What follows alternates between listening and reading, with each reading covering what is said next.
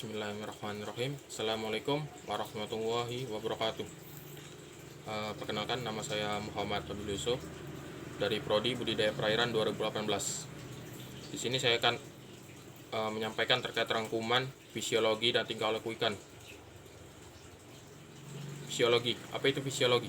Fisiologi adalah ilmu yang mempelajari mengenai fungsi, mekanisme, dan cara kerja organ, jaringan, dan sel-sel organisme. Berbicara tentang fisiologi, pasti berhubungan dengan sel. Sel, apa itu sel? Sel adalah unit terkecil penyusun makhluk hidup.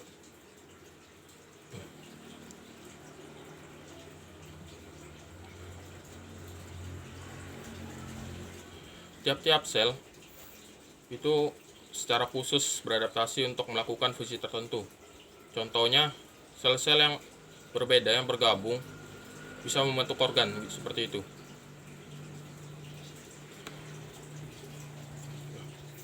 Komponen penyusun sel. Yang pertama, sel hewan. Sel hewan itu unit penyusunnya yang pertama membran sel, nukleus, sitoplasma, nukleolus, badan Golgi, mitokondria, vakuola, dan lisosom. Sedangkan di sel tumbuhan itu ada membran sel, kloroplasma, nukleus, retikulum endoplasma, nukleus, mitokondria, dan vakuola. Yang terakhir, badan Golgi.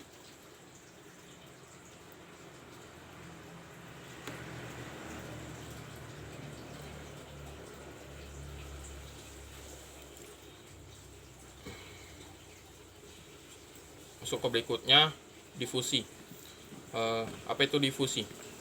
Difusi merupakan perpindahan molekul-molekul suatu zat dari bagian yang berkonsentrasi tinggi menuju bagian yang berkonsentrasi rendah. Berikutnya osmosis. Apa itu osmosis? Osmosis adalah pergerakan molekul air dari konsentrasi air yang tinggi menuju konsentrasi air yang rendah melalui membran selektif permeable atau semi permeable. Semi permeable berarti membran tersebut hanya bisa dilalui oleh molekul-molekul air atau molekul-molekul seukuran dengan air. Transfer aktif. Transfer aktif terjadi apabila sel secara aktif memindahkan zat-zat melewati membran sel dengan menggunakan energi. Transfer aktif dilakukan untuk memindahkan zat dari konsentrasi rendah menuju konsentrasi tinggi. Misalnya, glukosa tidak dapat melewati membran sel karena ukurannya terlalu besar. Berikutnya, eksositosis. Eksositosis merupakan mekanisme transport molekul keluar dari sel dengan cara membentuk vesikula. Eksitosis terjadi apabila terdapat molekul berukuran besar yang tidak dapat ditransportasikan melalui mekanisme transport aktif. Berikutnya, endositosis. Apa itu endositosis? Endositosis merupakan mekanisme masuknya molekul ke dalam sel dengan bantuan vesikula. Endotosis berasal dari endon yang berarti dalam dan ciritos yang berarti sel. Mekanismenya, suatu sel akan membentuk vesikula dengan cara menjulurkan bagian luar membran. Berikutnya masuk ke organ pencernaan. Nah, organ pencernaan itu terdiri dari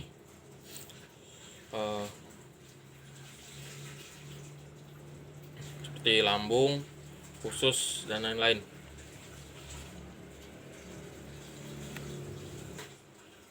Nah, berikutnya itu saluran pencernaan.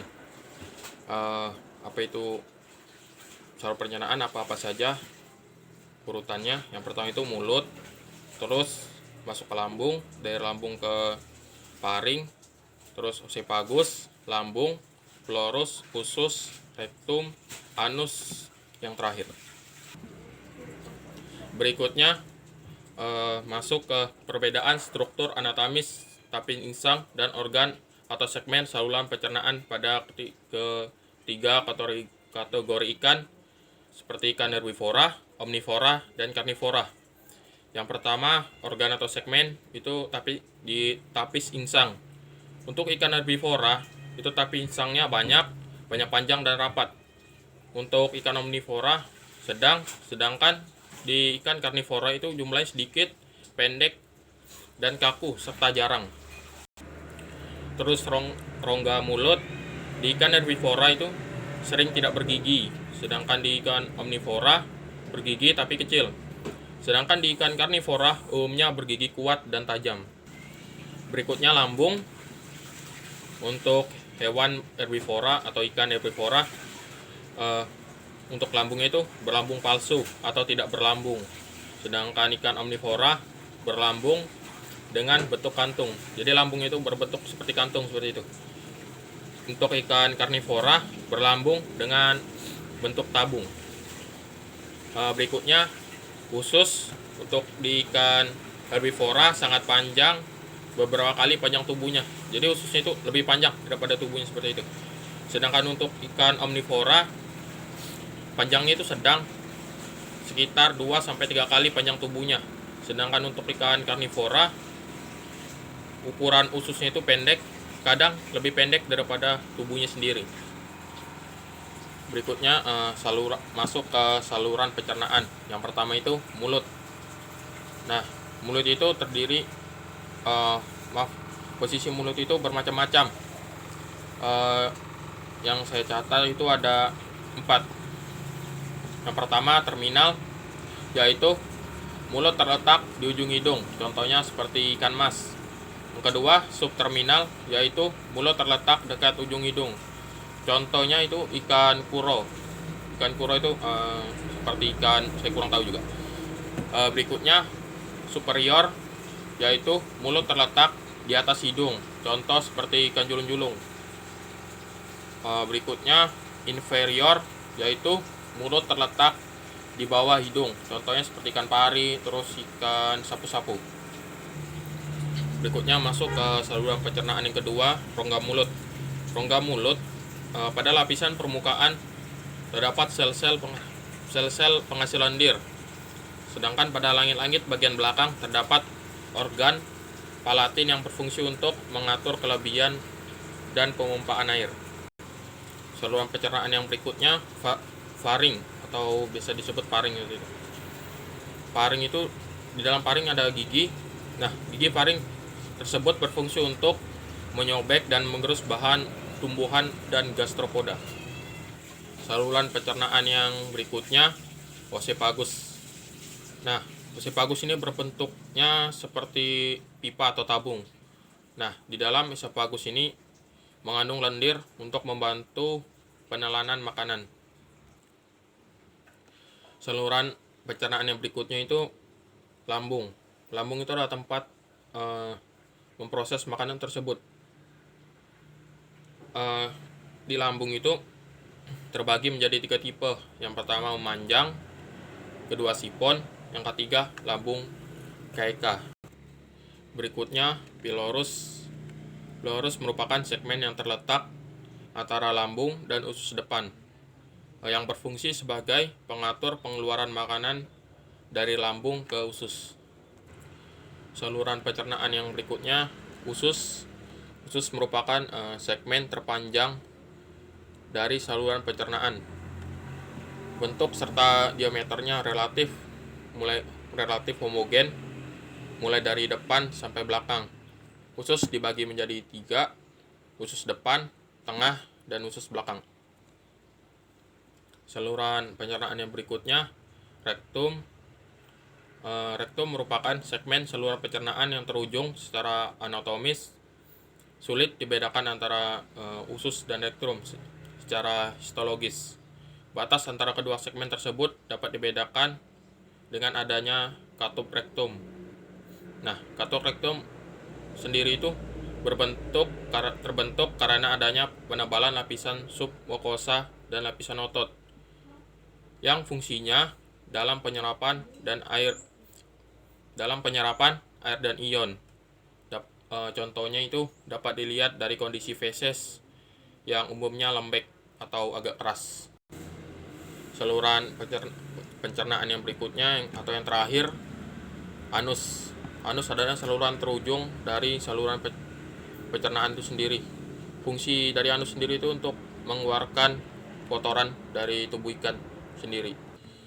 Berikutnya masuk ke kelenjar pencernaan. Nah, maksudnya enzim pencernaan. Organ-organ yang di dalamnya ada enzim pencernaan itu seperti di pankreas, hati, serta lambung. Proses pencernaan makanan. Proses pencernaan makanan itu terdiri dari 3. Yang pertama itu mekanik atau fisik, yang kedua kimiawi, dan yang ketiga biologis. Dan untuk lokasi pencernaan itu sendiri, yang pertama ekstraseluler terjadi di dalam rongga saluran pencernaan. Dan yang kedua, intraseluler terjadi di dalam sitoplasma atau di dalam sel. Berikutnya, mekanisme pencernaan secara fisik. Nah, pergerakan makanan dalam saluran pencernaan lain itu dibagi menjadi 2. Yang pertama, gerak peristaltik, dan yang kedua, gerakan segmentasi. Berikutnya, mekanisme pencernaan secara kimia. Di kimia itu yang pertama di lambung, cairan di digestif mulai dihasilkan, lalu ke usus. Di usus itu proses pencernaan makanan. Berikutnya, enzim pencernaan. Fungsi enzim itu sendiri mengubah laju reaksi sehingga dengan kecepatan reaksi yang diperlihatkan dapat dijadikan ukuran keaktifan enzim. Berikutnya, faktor yang mempengaruhi aktivitas enzim. Yang pertama, konsentrasi enzim dan substrat itu sendiri. Yang kedua, suhu. Ketiga, pH. Dan yang ketiga, inhibitor. Berikutnya, cara kerja enzim. Yang pertama, menurut teori Kew and Locke. Sesuai teori ini, masing-masing enzim memiliki area spesifik yang disebut situ aktif yang dimaksudkan untuk substrat tertentu untuk substrat tertentu untuk mendapatkan terpasang. Sedangkan untuk teori yang kedua, teori induced fit. Menurut teori ini,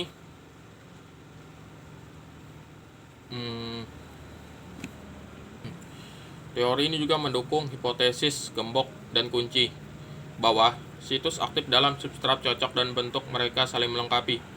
Menurut teori induced fit, bentuk situs aktif tidak kaku. Hal ini fleksibel dan perubahan sebagai substrat datang ke dalam kontak dengan enzim.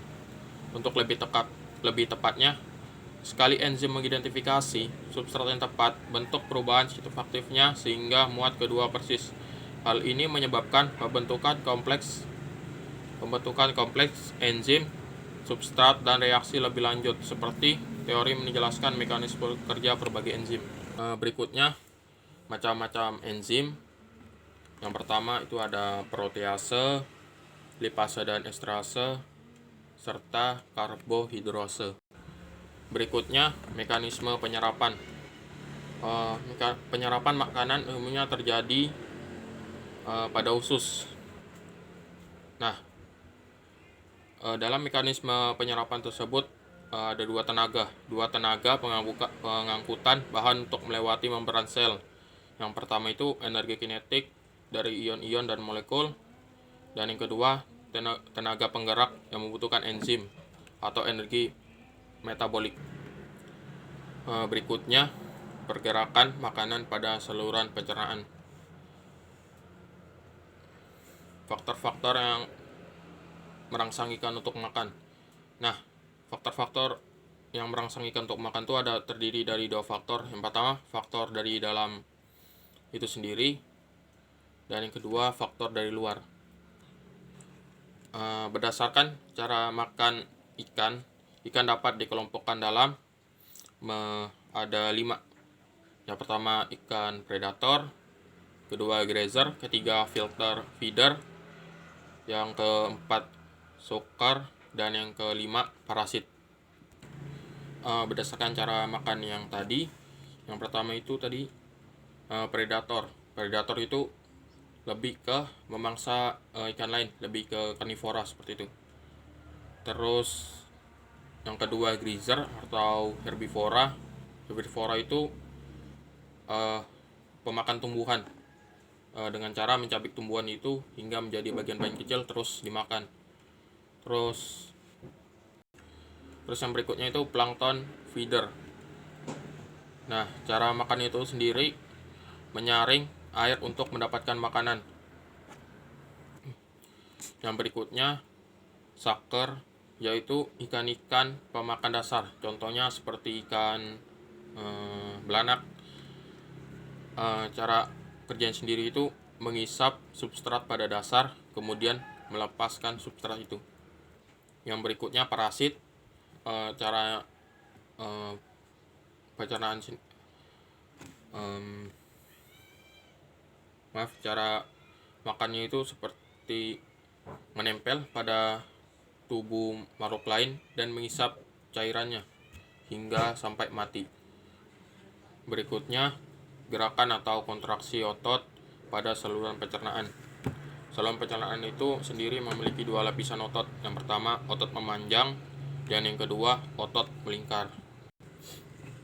Berikutnya pergerakan makanan pada saluran pencernaan. Pergerakan makanan pada saluran pencernaan dapat didekati melalui pengukuran laju pencernaan. Laju pencernaan itu sendiri adalah lamanya waktu untuk mencerna makanan. Ada beberapa metode. Yang pertama, pengukuran selang waktu antara sel pertama mengonsumsi makanan hingga terjadi pengeluaran feses, dan yang kedua, pengukuran laju pengosongan isi lambung, dan yang ketiga atau terakhir, studi radiografi. Berikutnya pencernaan makanan. Di dalam pencernaan makanan itu sendiri pasti ada pengaruh dari enzim. Salah satunya itu enzim hidrolase.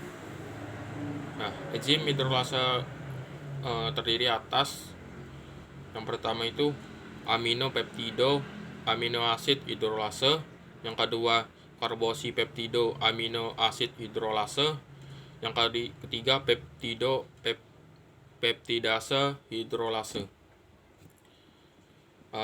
Berikutnya berdasarkan organ yang menghasilkan enzim dibagi atas 3 bagian. Yang pertama enzim lambung.